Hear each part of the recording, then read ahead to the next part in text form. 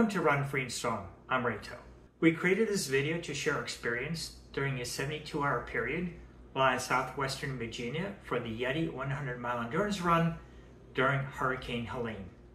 What we experienced was devastating, and our hearts are broken, and we pray for the local communities affected by the hurricane. As you watch the video, please keep in mind that events evolved very quickly during a 48 to 72-hour period.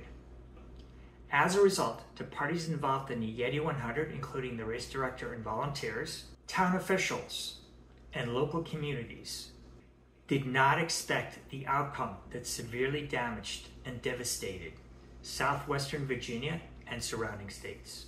This was totally unexpected. Huge shout out to Jason Green, race director, and Samantha Taylor, assistant race director, and of course, the Yeti volunteers who did everything they could to make some Yeti event happen, while always prioritizing runners and crew safety and not being a burden on the local communities.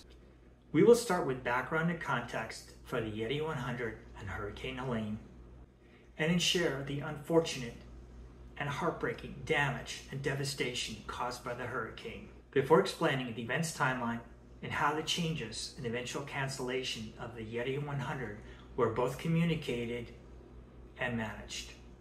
Finally, we wrap up the video with a brief look forward and answer the question, where do we go from here?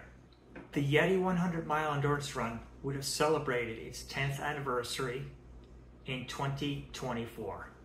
The Yeti 100, based in Abingdon, Virginia, is an out and back and out course, starting at White Top Station, going out to Abingdon, coming back to White Top Station, and finishing in Abingdon. The course runs primarily along the Virginia Creeper Trail, which is a groomed and runnable rails to trail, with one major climb up White Top Station. The race starts on Friday at 7 a.m., has an overall cutoff of 30 hours, and various cutoffs at 8 stations throughout the race. On Thursday evening, September 26th, Hurricane Helene made landfall in Florida as a Category 4 hurricane with winds up to 140 miles per hour or 225 kilometers per hour. Its path of destruction up the coast is 800 miles or 1,300 kilometers. The National Hurricane Center named Helene as one of the most aggressive and fastest hurricanes in terms of gathering speed and power, and called it unsurvivable. Now let's go back to the prior day, Wednesday, September 25th. We drove the 10 hours from our home in Connecticut to our Airbnb in Laurel Bloomery, Tennessee, about 10 minutes outside of Damascus, Virginia. I was accompanied by my son Christian, who has been coaching my track workouts and who would crew and support me for the Yeti 100.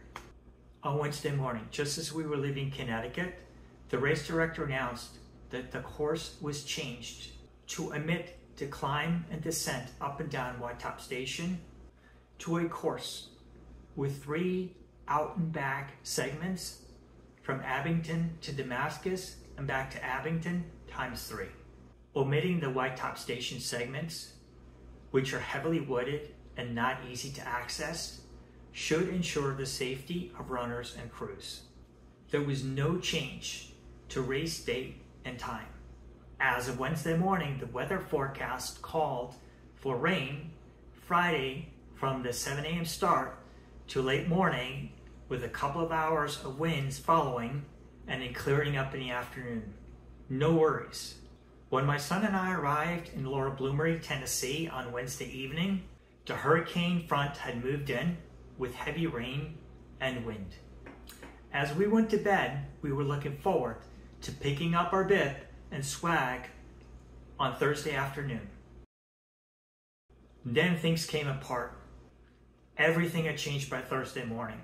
The following video footage was shot as my son and I were trying to get out, and needs no words. As we woke up and looked out the window of our Airbnb, we were surrounded by rapid currents of water rushing down the mountain. There was water everywhere. We lost electricity, internet access, water, and septic. Yeah, we did have food. The reality on the ground was worse than what appears in the video. At the same time, Jason Green was meeting with town officials and inspecting trail conditions. The Yeti 100 was moved to Saturday at 7 a.m.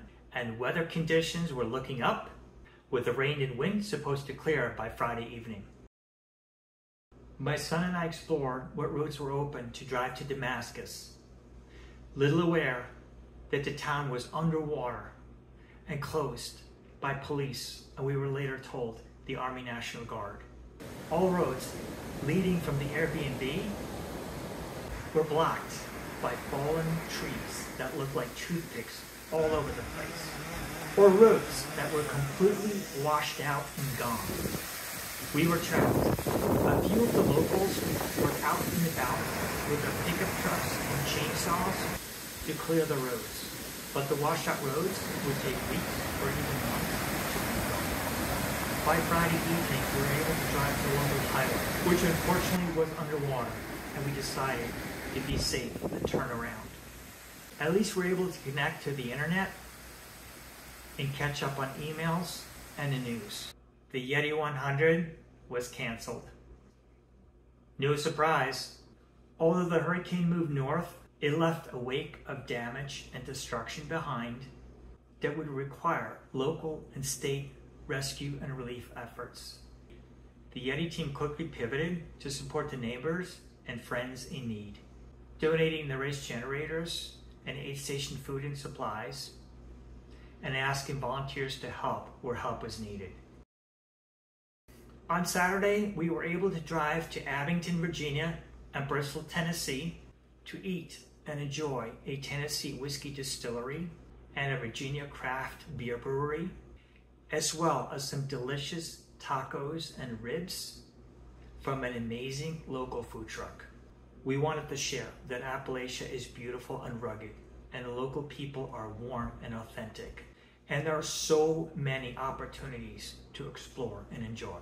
Because for my son and me, it makes us reflect and appreciate what we have, and how quickly things can change, and we can lose things that are important to us. What we witnessed was heartbreaking and gut-wrenching. Appalachia is strong and resilient. They will bounce back even stronger. As part of our reflection, we'd like to share how the Yeti 100 was managed during these difficult 72 hours. Huge kudos to Jason Green and Samantha Taylor and the Yeti volunteers, as well as town officials and local businesses that support the race.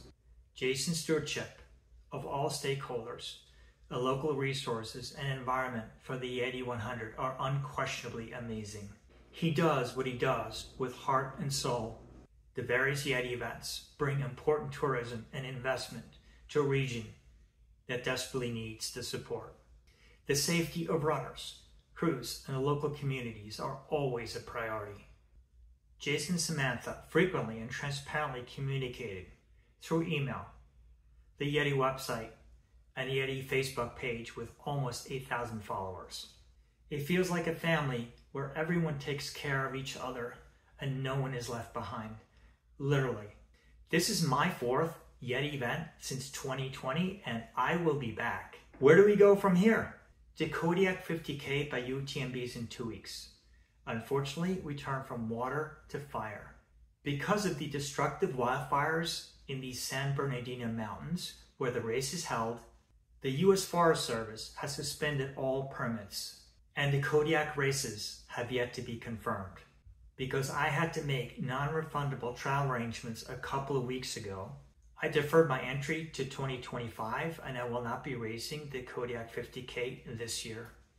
I consulted with my trusted coach and partner in this journey, Christian, and we both agreed to turn the page and focus on 2025 races, and plan to run the Canebrake 200 in Sweetwater State Park, Atlanta at the end of March, and either the 50K or 100K Canyons Endurance Run in Auburn, California at the end of April. I will seek redemption for my Canyons 100-mile DNF earlier this year. In the interim, we will continue training to become a faster and stronger trail and ultra runner, and may run a few local 5K road races, and indoor track meets at the world famous Nike Track and Field Center at the Armory in New York City. Let's go, guys! We hope this video provided a little bit of insight in what happens when nature strikes and things change and we have to pivot, but we keep going. Please give this video a like. If you're not already following our journey, please consider subscribing to our channel.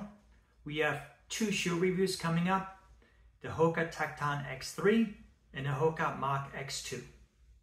Thanks for watching and see you in the next one.